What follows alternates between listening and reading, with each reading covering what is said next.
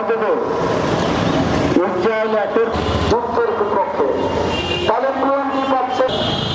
তাই আমরা বাংলাদেশের কমিউনিস্ট পার্টি বর্তমান বিশ্বে যে যুদ্ধের দামামা চলছে সেই যুদ্ধের দামার মধ্যে আমাদের যে করণীয় সে বিষয়টা হল যে একচ্ছত্র অধিকার আধিপত্যবাদীদের চিহ্নিত করতে হবে। আর সেজন্য জনগণের ক্ষমতা একান্ত প্রয়োজন।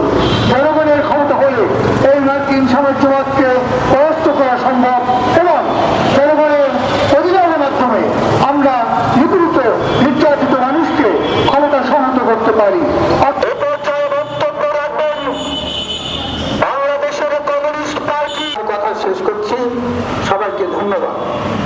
এখানে সাধারণ মানুষ যারা যুদ্ধের বিপক্ষে মার্কিন সাম্রাজ্যবাদের মদদে চাপিয়ে দিয়েছে যুদ্ধ, সেই যুদ্ধের যে ধ্বংসযজ্ঞ, সেই যুদ্ধে যে হত্যাযজ্ঞ, মানবিক পরিস্থিতির যে বিপর্যয় ঘটে তার বিরুদ্ধে দাঁড়িয়ে কমিউনিস্টরা লড়াই করছে, আমরাও লড়াই করছি।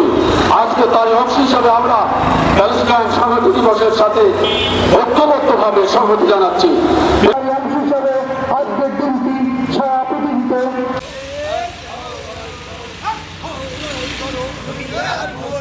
বাংলাদেশের কমিউনিস্ট পার্টি জিন্দাবাদ জিন্দাবাদ।